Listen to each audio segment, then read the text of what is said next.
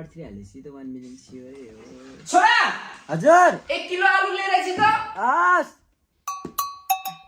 आलु आलु आलु आलु आलु आलु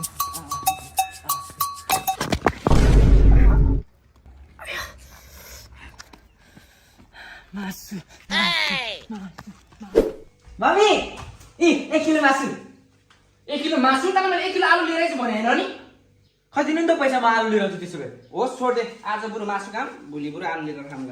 हस् The next day. छोरा 1 किलो आलु लिएर आइज त। हस् आलु फेरि आलु लिएर आइज। आलु आलु आलु आलु आलु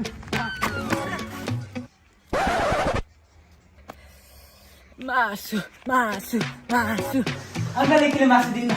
मम्मी 1 किलो मासु। फेरि 1 किलो मासु लिएर आइस। तर मैले 1 किलो आलु लिएर आइज भन्ने हैन। खै दिनु नि त पैसा त्यसो भए म आलु लिएर आउँछु। खोइ छोड दे, आलु भोलि खाम बरु, मासु नि आज खाइदिन्छ।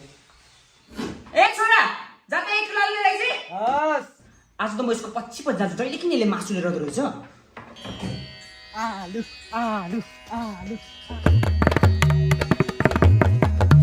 आलु आलु आलु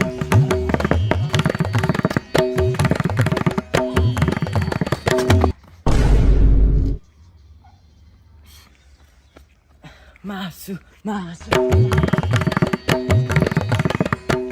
यही ढुङ्गाले गरेर पो रहेछ। बल्ल समस्याको समाधान भयो। छोरा जा त आलु लिएर आइज। हस् मम्मी। आज त छोराले आलु लिएर आउँछ, समस्याको समाधान भइसक्यो। आलु आलु आलु आलु आलु आलु आलु आलु आलु आलु आलु आलु अंकल 1 किलो आलुको कसरी छ? मम्मी 1 किलो आलु। आलु लिएर आइस। म लाइक न दिदीले आज आलु लिएर आउँछ भनेर। गुड, यस्तै ज्ञान हुनुपर्छ। अनि सुन्नु न, तपाईँले हिजो अस्ति भन्थे नि आलु भोलि खाम्ला आज मासु खाम्ला भनेर। त्यही भएर यो आलु भोलि खाम आज मासु खाम।